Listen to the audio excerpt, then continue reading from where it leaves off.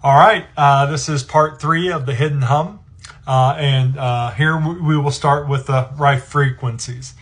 When I first saw these numbers, 727 hertz, 880 hertz, and 2000 hertz, I thought they were just data on a page. But when you understand what they actually represent, it's like a secret blueprint to the body. These are Rife frequencies. They're not random notes, they're resonances. Like the exact pitch that can shatter a glass. Except here they're tuned to cells, bacteria, viruses, and tissues. And here's where it gets powerful. We don't need a machine to project them if we can embody them. The same way a singer can break a wine glass, the human voice can carry these tones. Humming becomes our delivery system. When I hum at 664 hertz, I'm feeding my immune system and disrupting bacterial clusters. At 787 hertz, I'm sweeping a broad band, both bacteria and viruses. At 2000 hertz, I'm moving into general viral resonance. At 2018 hertz, I'm touching abnormal tissue patterns. Each one is a door, a code. The hum is the carrier wave. My intention directs it. My breath powers it. These frequencies give me the addresses. I just tune my instrument, my own body, to the note and let the vibration flow through my cells, my field, and my breath. Imagine a circle of people doing this together. Each person a tuning fork. Each breath pulling inward in Earth's charge. Each hum projecting precise frequency into the collective field. Instead of a machine wired to electrodes, you have a living field wired to intention. This is the future of healing. This is Rife distributed through the hum. A living technology that can be practiced anywhere by anyone who remembers how to make the sound with focus.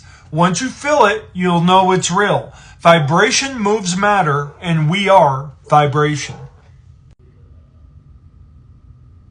When people ask me what the secret hum can really do, I tell them exactly how each application feels and functions in my own body and shield.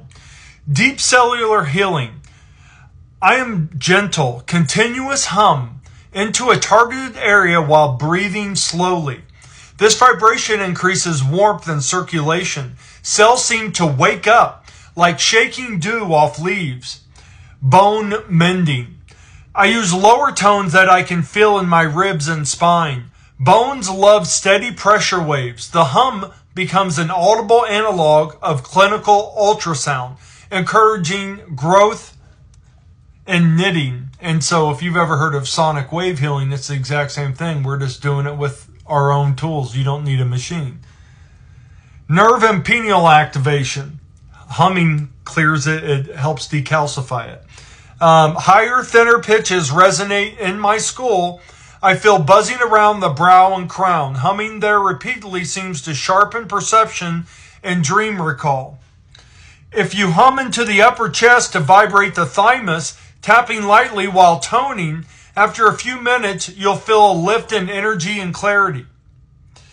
If you place the hum into tight fascia into your jaw, belly, or hips, so you're literally placing the hum into your jaw, belly, or hips, and let the sound and breath unstick old patterns. Sometimes tears come up. The body lets go. Group healing fields. 3 or more of us tone the same pitch with the same intention. The room thickens with resonance. The sum feels far greater than our parts. Distance healing. You build the hum. Hold the hum, hold the person in your heart, and let the sound carry the intention like a radio wave. Afterward, they often would report a shift at the exact same time. Altered states or phasing. You climb the ladder from heart to crown, I already talked about this, to soul star, and sustain the highest tone you can. Perception loosens, time stretches, insight comes through. Telepathic communication. 2 people synchronize breath and hum. With eyes closed, we exchange simple images or numbers. Accuracy increases with practice and coherence. Environmental cleansing. You walk a space and tone into corners, then clap or chime. The air feels lighter, like opening a window into a stale room. Weather influence. In a group, we hum gently outdoors, matching the mood of the sky without forcing. Sometimes clouds part or breeze turns, like a subtle handshake. Plant and animal communication. You hum softly with a plant or a pet in mind, then wait, and a feeling or image responds, not in words, but in tone and gesture. And if you do this with your dog or your cat and you just go over there and you do a hum and then you like change some of your pitches, they will look at you like, what are you doing? Material softening, like stone or metal. You picture the lattice of the material, then hum at a steady pitch while asking the bonds to loosen. In small objects, you can feel a momentary give. Levitation or motion of objects.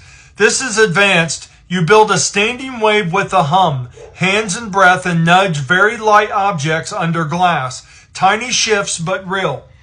Quantum signal transmission. You encode the hum with a simple meaning and send it to a future moment of yourself. Later, you recognize the nudge on the right time or leaving yourself breadcrumbs. Architectural activation.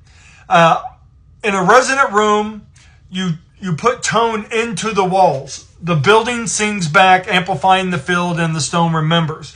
I won't go through all these, but there's consciousness uploads, protective shields, frequency keys, gate openings, all kinds of different things. The principles are endless. I just did the top 20. We could go on infinity for all the principles, okay?